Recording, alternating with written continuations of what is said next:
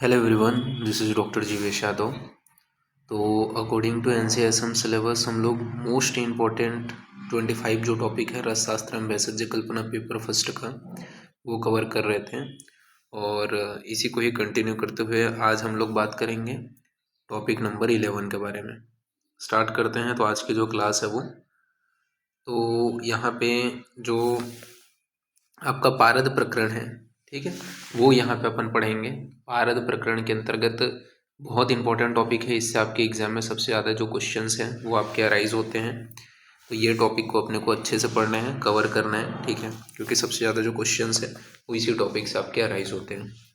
तो पारद प्रकरण के अंतर्गत सबसे पहले तो यहाँ पे रस शास्त्र में रस शब्द किसके लिए यूज़ किया गया है? तो पारद के लिए प्रयुक्त किया गया है। तो रस शास्त्र में रस शब्द किसके लिए प्रयुक्त किया गया है? पारद के लिए प्रयोग किया गया है।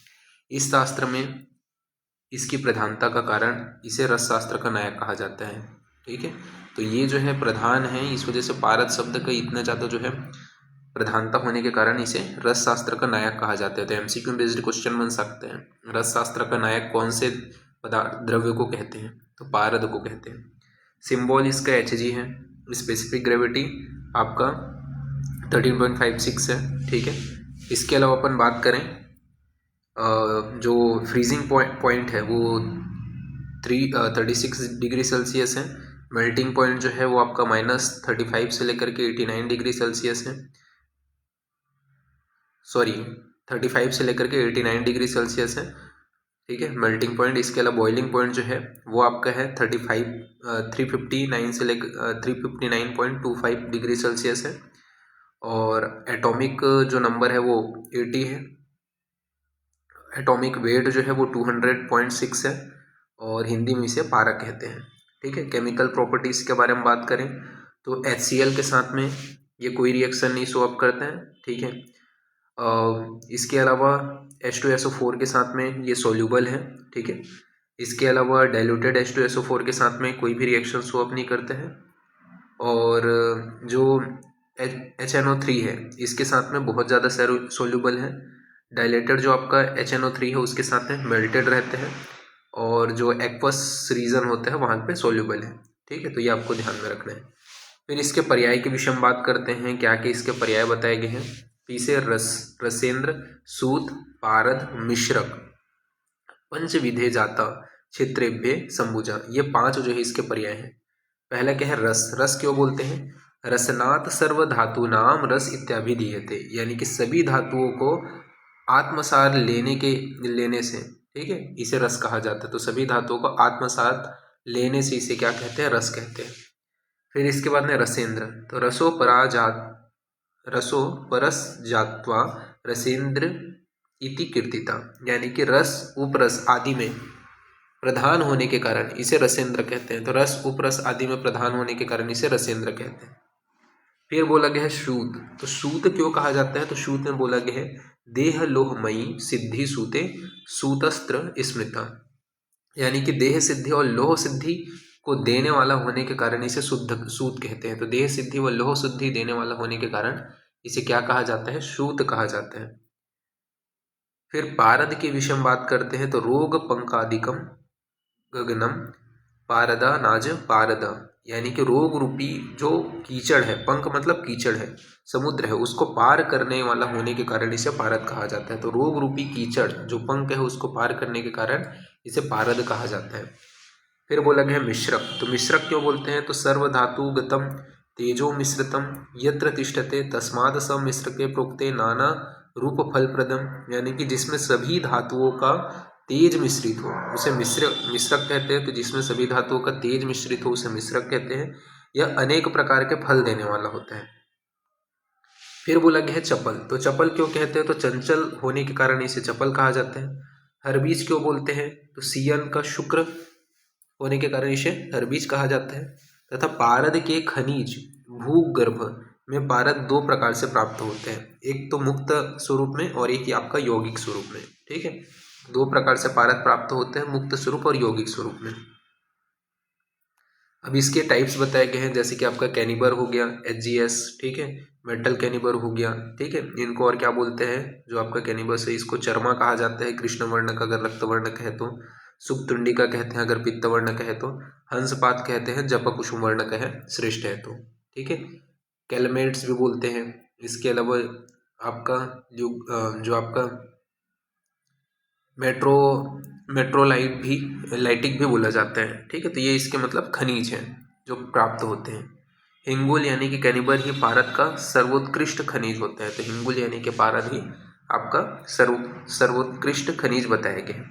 फिर पारद के दोष बताए गए हैं। तो पारद के आपके दोष है, नैसर्गिक दोष है, यौगिक दोष है। नैसर्गिक दोष किसको बोलते हैं? तो भूगर्भ से प्राप्त होने तथा सर्वगर्भ से अन्य धातुओं को लीन कर लेने के विशिष्ट स्वाभाविक गुण के कारण तथा भूगर्भ में स्थित धातुओं को यह अपने में मिला लेते हैं, इसी वजह से इसे नैसर्गिक दोष कहा जाता है। तो भूगर्भ से प्राप्त होना तथा सर्वगर्भ से अन्य धातुओं को लीन कर लेने की विशिष्ट स्वाभाविक गुण के कारण भूगर्भ में स्थित धातुओं को यह अपने में मिला लेते हैं, इसे ही नैसर्गिक दोष कहा जाता है। पारद में ताम्र, नांग, वंग, रजत आदि के संपर्क में आने तथा पारद के द्रव्य धातु होने से शीघ्र घुलनशीलता गुण के कारण पारद को निसर्गता यानी कि नेचुरली नैसर्गिक दोष आ जाते हैं, ठीक है। तो ये आपका बताया गया है। फिर यौगिक दोष के विषय में बात करते हैं। तो पारद में पारद से अल्प मूल्य वाले द्रव्य, ठीक है। तो पारद में पारद से अल्प मूल्य वाले द्रव्य नाग, वंग जो आसानी से पारद में मिल जाते हैं, ऐसे धातुओं को व्यापारी लोग पारद में मिला करके अधिक धन प्राप्ति हेतु बेचते हैं। तो इस प्रकार का जो दोष होता है उसे यौगिक दोष कहा जाता है। यह दोष प्रायः बाहर से मिलाया जाता है, ये ऑटोमेटिकली उसमें विद्यमान नहीं होती, इसको बाहर से जो लोग हैं, ठीक है, वो मिलाते हैं अधिक लाभ कमाने की दृष्टि से। फिर औषधि दोष या कुंच दोष, ठीक है। तो औषधि दोष या कुंच दोष के विषय में बताया गया है कि यह दोष के कारण पारद पर एक प्रकार का आवरण सा प्रतीत होता है। तो औषधि दोष या कुंच दोष के कारण पारद के ऊपर एक आवरण सा प्रतीत होते हैं। आवरण जो है वो पारद की ऊपरी सतह को आवृत किया रहता है, इस आवरण को ही औषधि या कुंच दोष कहते हैं। यह भूगर्भ से प्राप्त पारद के खनिज में यदि नाग, वंग उपस्थित हो तब ऐसा होता है। पारद में औषधि दोष के कारण ही 7 प्रकार के कुंचक यानी कि सप्त कुंचक उत्पन्न होते हैं। इस सप्त कुंचक अथवा औषधि दोष का कारण मूल रूप से पारद में निम्न स्रोतस से मिले दोष होते हैं। जैसे कि यहाँ पे सबसे पहले पारद के दोष आपके बताए गए हैं। तो पारद के 3 दोष होते हैं, नैसर्गिक दोष, यौगिक दोष और औषधि दोष। नैसर्गिक जो दोष है उसके अंतर्गत विष दोष आता है, वहनी दोष आता है यानी कि अग्नि दोष आता है और मल दोष आता है। यौगिक दोष के अंतर्गत 2 हैं, नाग और वंग, ठीक है। इसी प्रकार औषधि जो दोष है वो आपके कितने हैं? 7 हैं, परपटी, पाटनी, भेदनी, द्रावी, मलकारी, अंधकारी और ध्वांसी। तो नाग और वंग यौगिक दोष है, मल, वहनी और विष, ठीक है, ये क्या है आपके नैसर्गिक दोष है। औषधि दोष आपके 7 हैं, जो परपटी, पाटनी, भेदनी, द्रावी, मलकारी, अंधकारी और ध्वाक्षी, ठीक है। पाटनी मतलब ये जो है भूमिज दोष होते हैं, परपटी जो है वो भूमिज दोष होता है, पाटनी गिरीज दोष होते हैं और भेदनी जो है वो वरीज दोष होते हैं, द्रावी तथा मलकारी नाग दोष होते हैं, अंधकारी तथा ध्वंसी ये वंगज दोष होते हैं। तो ये चीज़ को थोड़ा ध्यान रखना था कि परपटी, पाटनी, भेदनी, द्रावी, मलकारी तथा अंधकारी, ध्वाक्षी, विजय, सप्तकुंच, ये सप्तकुंचक दोष कहलाते हैं। तो एग्जाम में क्वेश्चन पूछे जा सकते हैं कि सप्तकुंचक दोष किसको बोलते हैं करके, तो ये आपको याद रखना है। आयुर्वेद प्रकाश ने 12 दोषों को स्वीकार किया है। तो आयुर्वेद प्रकाश के अनुसार जो ग्रंथ है उसके अनुसार 12 दोष हैं। इसके साथ ही अलग से 8 महादोष कहा गए हैं जो निम्न स्वरूप होते हैं, ठीक है। जैसे कि आपके 8 जो है वो कौन से हैं? तो आपके नाग दोष हो गया, वंग दोष हो गया, वहनी हो गया, गिरी हो गया, मल हो गया, चापल्य हो गया, विष हो गया, असह अग्नि हो गया, ठीक है। ये आपके बताए गए हैं 8। ये 8 दोष पारद में प्रकृति से उपस्थित होते हैं। फिर इसके अंदर ग्राह्य पारद का स्वरूप बताया गया है। तो ग्राह्य पारद के स्वरूप में बताया गया है कि जिस पारद का अंत भाग नील वर्ण का हो, तो यहाँ पे बोला गया अंत सुनील वही रुज उज्ज्वले यो मध्य सूर्य प्रति भाग प्रकाशम, अर्थात जिस पारद का अंत भाग नील वर्ण की हो, आभा वाला हो तथा बाह्य भाग उज्ज्वल यानी कि शुभ्र वर्ण का हो तथा मध्य में सूर्य जैसा तेजस्वी और चमकदार हो तो वह पारद शुद्ध कहलाता है और यही जो है वो ग्राह्य पारद होता है। तो ये चीज आपको याद रखना है, ये ग्राह्य पारद के गुण बताए गए हैं। ठीक है, कि अंत भाग नील वर्ण की आभा वाला हो, बाह्य भाग उज्ज्वल वर्ण का हो तथा मध्य में सूर्य जैसा तेजस्वी चमकदार हो, वह पारद शुद्ध जाना जाता है और यही ग्राह्य पारद है। फिर अग्राह्य पारद के स्वरूप के विषय हम बात करते हैं कि अग्राह्य पारद क्या है। तो जो पारद धूम वर्ण का हो यानी कि धुएं के समान धूम्र वर्ण का हो, इसके अलावा पांडु वर्ण का हो अथवा क्या हो, चित्त विचित्र रंग वाला हो, तो चित्र विचित्र रंग वाला हो, वह पारद अशुद्ध एवं अग्राह्य माना जाता है। इसे संस्कार और औषधि कार्य के लिए भी नहीं लिया जाता है। ठीक है, तो ये आपको ध्यान में रखना है। फिर बात करते हैं पारद के शोधन के विषय में। तो पारद के शोधन में बोला गया है कि दोषयुक्त पारद का अगर सेवन किया जाए तो वह अनेक प्रकार के डिसीज यानी कि रोगों को उत्पन्न कर देगा। साथ ही साथ जैसे जैसे विष का प्रभाव मनुष्य के ऊपर होता है तो मृत्युकारक होता है, उसी प्रकार से जो बिना शोधित जो पारद है अगर उसका प्रयोग किया जाए तो उससे भी क्या है मृत्यु हो जाएगी। जबकि शोधन के पश्चात जो प्रयोग किया जो पारद होते हैं वो क्या है लाभकारी होते हैं। पारद जो होता है वो लौह के सिवाय सभी धातुओं से चिपक जाता है। तो पारद लौह के सिवा सभी धातुओं से चिपक जाता है जिससे वह धातु पारद में मिल जाती है। अतः शोधन तथा संस्कार कार्य के लिए कांच, मिट्टी, पत्थर, इसके अलावा इनामी तथा लौह के पात्र या खलर आदि का उपयोग किया जाता है। पारद का शोधन अपन दो प्रकार से कर सकते हैं, एक होता है सामान्य शोधन, एक होता है विशेष शोधन। सामान्य शोधन जो होता है वो रोगनाश हेतु प्रयोग किया जाता है और विशेष शोधन उसके रसायन जो प्रॉपर्टीज हैं उनको बढ़ाने के लिए किया जाता है। बात करते हैं सामान्य शोधन कैसे करते हैं। तो सामान्य शोधन के लिए अलग अलग मेथड्स बताए गए हैं। ठीक है, आपको जो इजी मेथड लगता है या जो आपको याद करने में बहुत इजी लगेगा वो मेथड आप यूज करके पढ़ सकते हो। ठीक है, मैं यहाँ पे बता देता हूँ पहला मेथड। तो पहला मेथड यहाँ पे बोला गया कि पारद और सुधा, ठीक है, जो रज होता है उसके चूने को मिलाना है सेम अमाउंट को 3 दिन तक। ठीक है, तो पारद और सुधा यानी कि जो रज है जो चूना है उसको अपन सेम अमाउंट में लेना है, जितना पारद ले रहे हैं उतना, और उसको 3 दिन तक अपने को मर्दन करना है। 3 दिन तक मर्दन करने के पश्चात द्विगुण वस्त्र से उसको क्या है गीला करके पारद का जो है पारद में छिलका रहित लहसुन तथा सेंधा लवण डाल करके फिर से उसका मर्दन करना है। कब तक मर्दन करना है, जब तक कि उसका कृष्ण वर्ण का न हो जाए। जब वो कृष्ण वर्ण का हो जाता है तब उसे जल से प्रक्षालन यानी कि धो लेना है, तो आपका क्या है पारद का शोधन हो जाता है। तो ये फर्स्ट मेथड है पारद के शोधन का। ठीक है, फिर बात करते हैं सेकेंड मेथड। तो सेकेंड मेथड में क्या बोला गया पारद के शोधन में, तो इसमें अपन क्या करते हैं घृत कुमारी लेते हैं, चित्रक लेते हैं, रक्त शर्षप लेते हैं, बृहति और त्रिफला का पात, इनको पारद के साथ मिक्स कर देते हैं। ठीक है, पारद के साथ मिक्स करके 3 दिन तक मर्दन किया जाता है। मर्दन करने के पश्चात 3 दिन तक मर्दन करने के पश्चात इसको प्रक्षालित कर लेते हैं, तो आपका जो है शुद्ध पारद प्राप्त होते हैं। ठीक है, तो ये आपको ध्यान में रखना है। तो इससे क्या है सप्तमल की मुक्ति हो जाती है, ये बोले जाते हैं। फिर इसके बाद इसका थर्ड मेथड है। देखो बहुत सारे मेथड है, जो इजी लगे वही याद करना। मैं यहाँ पे जो जो मेथड्स हैं वो बता देता हूँ। ठीक है, आपको जो इजी लगे वो याद कर सकते हो आप। तो थर्ड मेथड में बोला गया है कि पान स्वरस तथा आद्रक स्वरस या क्षारत्रय इनके साथ में अपने को पारद को लेना है और 3 दिन तक इसका मर्दन करना है। ठीक है, जब मोती के समान चमकदार हो जाता है तो सप्त दोषों से मुक्ति हो गई है, ये समझना चाहिए पारद का। इसी प्रकार आपका पारद को चूने के साथ में लेकर के 7 दिन तक मर्दन करना है। फिर उसके बाद में उसको फोल्ड करना है। ठीक है, क्लॉथ में 4 फोल्ड में। फिर जो पारद है वो क्या है उसमें ग्रहधूम, हरिद्रा, इष्टिका चूर्ण इसको मिला करके 3 दिन तक अपने को मर्दन करना है। फिर कांजी से प्रक्षालन कर लेना है, तो आपको शुद्ध जो पारद है वो उसकी प्राप्ति हो जाती है। तो ये आपको ध्यान में रखना है।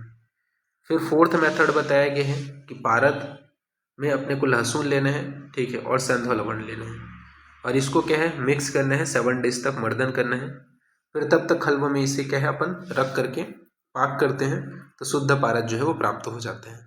तो ये आपके सामान्य शोधन के टोटल 5 मेथड हमने देख लिए, जो आपको मेथड इजी लगता है वो आप जो है याद कर सकते हो। नेक्स्ट अपन बात करते हैं विशेष शोधन के विषय में। तो पारद के विशेष शोधन के विषय में बताया गया है कि पारद में रहने वाले विष, वहनी तथा मल, नांग, वंग, चापल्य, गिरी तथा असहग्नि आदि दोष विशेष को पृथक रूप से दूर करने के लिए संस्कार के अतिरिक्त जो विशेष शोधन हेतु किया जाता है उसे विशेष शोधन के रूप में ही लिया जाता है। तो पारद में रहने वाले विष, वहनी, मल, नाग, वंग, चापल्य, गिरी, अग्नि, ठीक है, असह अग्नि आदि दोष जो होते हैं विशेष को पृथक रूप से दूर करने के लिए संस्कार के अतिरिक्त जो विधि शोधन हेतु प्रयुक्त किया जाता है उसे विशेष शोधन कहते हैं। तो ये डेफिनेशन याद रखना है। अब प्रथम विधि के विषय में बात करते हैं। तो प्रथम विधि में यहाँ पे आपका बताया गया कि नाग दोष के निवारण के लिए यह विधि का प्रयोग किया जाता है। इसमें अपन लोग क्या करते हैं, गृह धूम लेंगे, दिष्टिका चूर्ण लेंगे, इसके अलावा हरिद्रा चूर्ण लेंगे और बारीक कटा हुआ ऊन लेंगे। इन सभी को पारद के साथ में मिला देंगे और 1 दिन तक मर्दन करेंगे। 1 दिन तक मर्दन करने के पश्चात इसका प्रक्षालन करेंगे, ठीक है, कांजी की सहायता से। तो आपका जो पारद है उसका शोधन हो जाता है, यानी कि नाग दोष का निवारण हो जाता है। फिर बात करते हैं वंग दोष के निवारण के लिए कैसे करते हैं। तो वंग दोष के निवारण के लिए अपन क्या करेंगे, तो इसके लिए अपन इंद्रयव लेंगे, ठीक है, अंकोल लेंगे और हरिद्रा चूर्ण लेंगे। तो इंद्रयव, अंकोल और हरिद्रा चूर्ण इनको लेकर के पारद के साथ मिक्स करेंगे, मर्दन करेंगे, ठीक है, फिर कांजी से प्रक्षालन कर लेंगे। तो आपका जो वंग दोष है वो आपका उसका हानि हो जाती है, यानी कि वो निकल जाता है, शुद्ध पारद आपको प्राप्त हो जाता है। तीसरा है आपका अग्नि दोष। तो अग्नि दोष के निवारण के लिए क्या किया जाता है, तो अपन त्रिफला का चूर्ण लेंगे, ठीक है। तो तीसरा है आपका त्रिफला का चूर्ण लेंगे, चित्रक मूल व अग्नि इनको लेंगे, ठीक है। तो चित्रक मूल के चूर्ण में पारद तथा त्रिफला का चूर्ण मिला देंगे, फिर मर्दन करेंगे। मर्दन करने के पश्चात आपको शुद्ध पारद प्राप्त हो जाता है जो अग्नि रहित होते हैं। तो ये आपको ध्यान में रखना है। फिर है आपका चतुर्थ विधि। तो चतुर्थ विधि में क्या है, मल दोष का निवारण किया जाता है। इसमें क्या करते हैं अपन लोग, अमलतास का त्वक चूर्ण या कुमारी स्वरस ये ले लेते हैं और पारद में मिक्स करते हैं, ठीक है।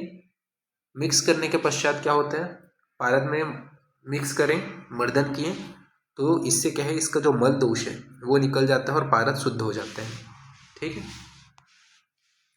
फिर इसके अंदर चापल्य दोष के निवारण के लिए क्या करते हैं, तो चापल्य दोष के निवारण के लिए अपन कृष्ण धतूरा का बीज लेंगे या पंचांग ले लेंगे उसका, और उसको पारद में मिक्स करके मर्दन करेंगे। तो आपका पारद का जो चापल्य दोष है उसका निवारण हो जाता है।